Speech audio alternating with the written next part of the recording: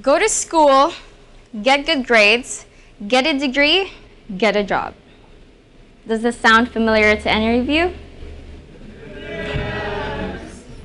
This is something our families, friends, and teachers have told us for the longest time.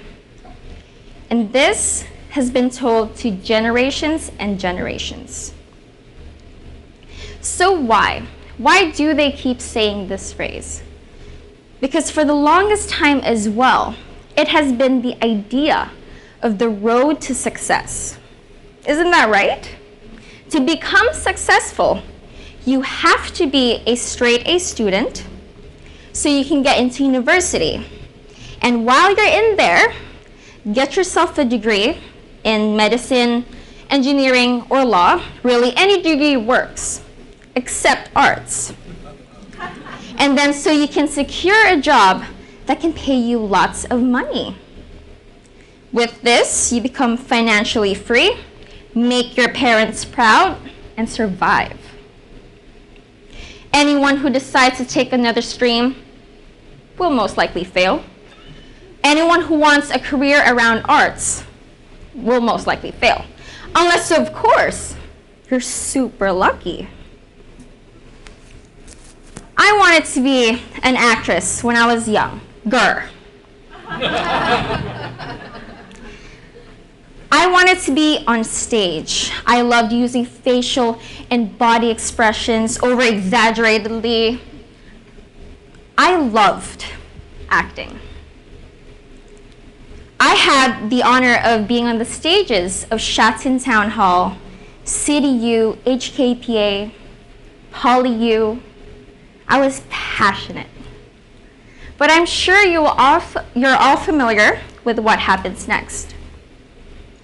I was told that acting wouldn't pay the bills. I was told and constantly reminded that acting is not a real career. I wanted to be successful. So I said, okay, here goes to my journey to becoming a doctor, an engineer, or a lawyer. Let's just go. I found it so difficult. The first two stages, go to school, get good grades, I just couldn't do. I wasn't interested in most subjects. I was never really into academics. My grades were either average or below, and I just daydreamed and drew most of the time. And these weren't even real drawings. These were just scribbles, really. Like, this masterpiece was inspired by math class.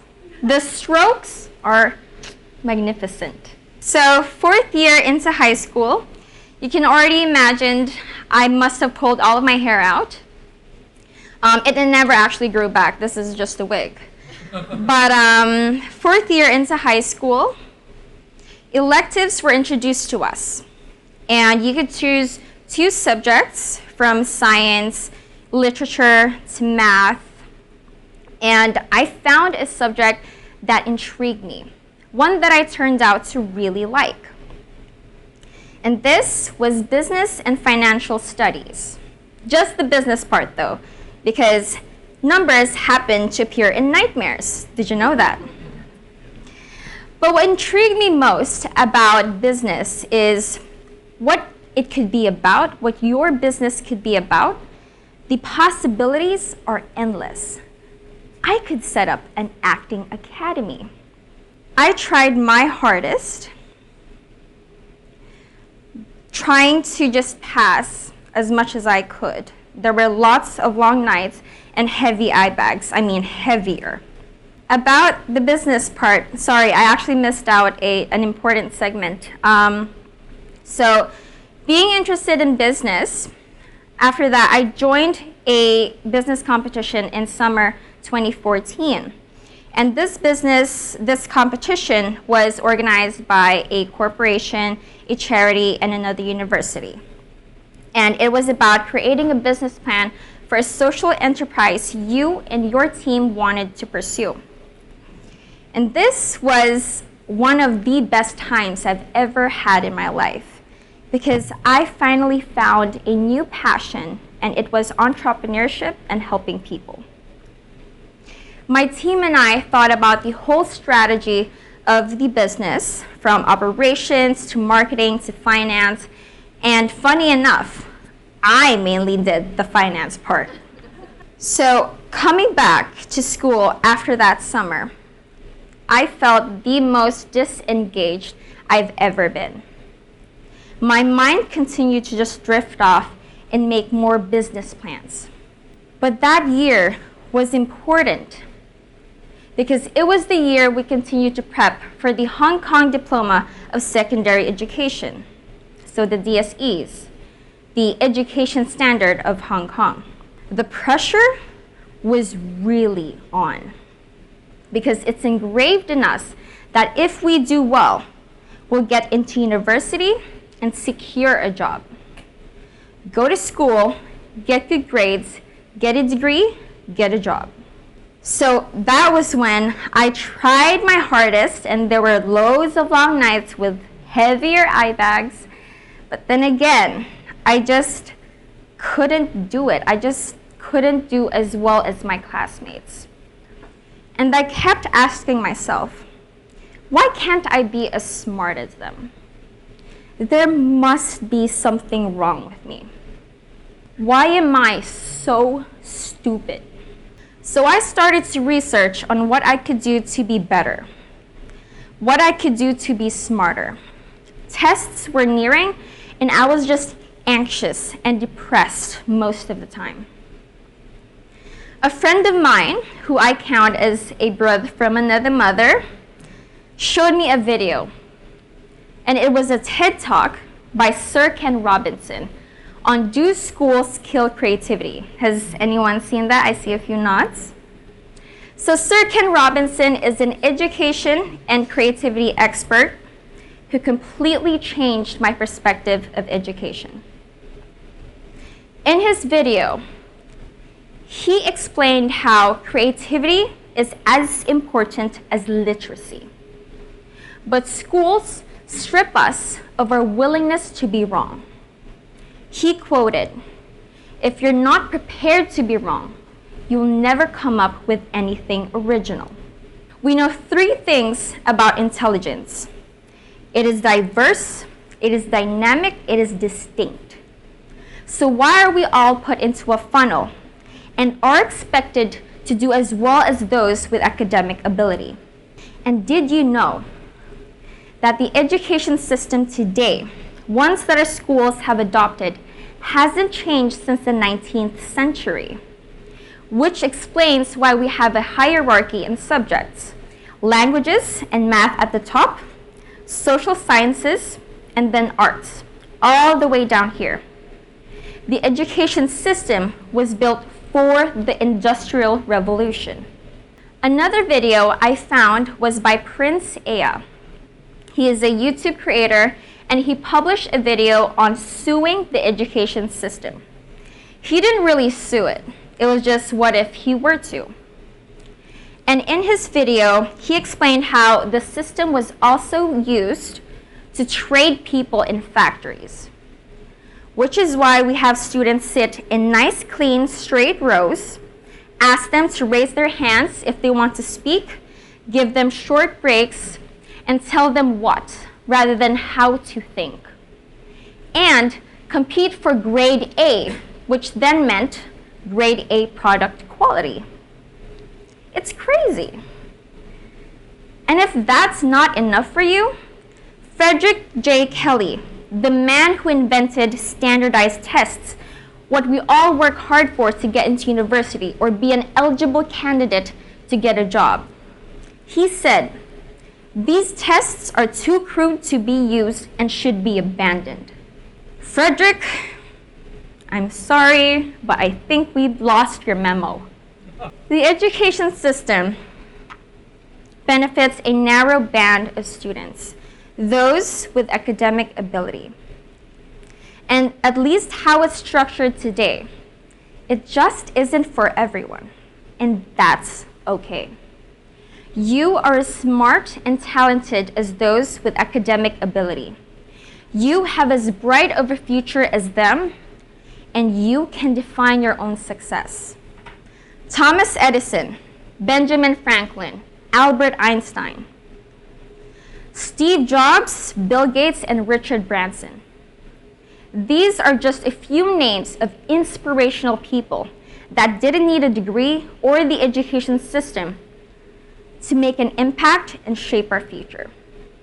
So in 2015, 3 days before the official school year started, which was 7 months before I could graduate, I just called school and dropped out. I remember having the biggest smile on my face because I thought, my life starts now. If you were wondering what my family had said about this, they didn't say anything because I dropped out before I told anyone. Smart move. I knew that if I were to tell people, they'd just disapprove. But this decision was for me, one that only I could make. But I had to tell them anyway, because they think I'm just skipping school and wasting school fees. Man, was it rough. Mom, hello Mom. Mom cried. Siblings questioned me. Dad was skeptical. Some former classmates and teachers looked down on me and criticized me, just like what majority of society had done. It wasn't easy. Where are you going to go without a college degree, let alone a high school diploma? This period was also when my family had become financially unstable. We had to move to a subdivided apartment. I knew I had to keep my head down and hustle to find a job so I can support the family. So I became an English teacher for a month and then quickly moved on to working at a gym for 3 months. Obviously, not as a personal trainer. But while I was working at the gym, I had an interview with a newspaper company collaborating with a non-government organization, so an NGO. And it was about the problems of our youth and what we could do to help them. I mentioned that I had dropped out, and they asked me, okay, so what now? I said, I want to learn how to code because most businesses have their own websites and apps, and I love to create my own. So someone from the NGO said, oh my gosh, I know this entrepreneur who would love young and energetic people like you. So I met Chris for the first time. I pitched him my business ideas. He gave me tips and feedback. And then he asked if he could meet me again for a second time with his business partner, Nikki. And for sure, I met them again. And that was the day they gave me a job offer as a marketing executive. That's it, by the way. Just kidding. So I was so excited and happy, but at the same time, really confused because who would want to hire a 17-year-old with no experience, no skills, or even a high school diploma? Chris and Nikki both trusted me. They saw past my background and took a deep dive as well. I had to prove them that they made the right decision. I needed to. So in 1 year, I learned how to market, sell, graphic design, develop websites, code, and how to teach it. I grew exponentially. And for the most part, I loved what I was doing. I loved the people, the culture, the environment, and I believed in the company vision. This month, actually, I marked my 2nd year of working with them, leading marketing, freelancing for other companies to continue growing and learning, and I am at my happiest state. You define your own success, and where I'm at, I feel successful and most importantly, proud of myself. I don't regret dropping out of high school at all. A quote by my eldest sister had stuck with me since I was 14. She said, "Do what you love and everything will fall into place." And I feel that's exactly what's happening. Everything is falling into place. But what would have happened if I had stayed in school? This is something that I think about every now and then. But what I think most about is, how about those millions of others who feel the same way I felt about the education system and are still stuck? Those who don't know they can dare and question the long-standing system. Those who feel they can't break out of it. According to Baptist Oikwan's social service, a study they conducted across 37 schools in August 2017 found that more than half of Hong Kong secondary school students show signs of depression. And guess what the key causes are? University entrance exams and future prospects. Do you see anything wrong here? And how about the millions of other unreported cases of depression, not just in Hong Kong, but around the world? The amount of suicides, the amount of dreams squandered. I am not putting those who are working hard in school down. If it's for you, if you enjoy it, why not? If it's a necessity for your job, like being a doctor, go ahead. I am not advocating that dropping out is the solution for everyone. But I'm emphasizing that the education system today have shifted our children's focus from growth and getting educated to getting grades so they can follow the road to success. This needs to change because the way we raise and treat our children, teens, and young adults today will be the way they raise and treat our future. And just like what Sir Ken Robinson had said, we don't know what the future will look like, but they will. It's not easy to change an education system. No one said it was. But once we start spreading word on this and act on it together, there will be more appreciation for whatever walk of life you took. There will be more that are given equal opportunities regardless of your aspirations. And there will be less kids we tell to dream another dream. And this change can start with you. Thank you.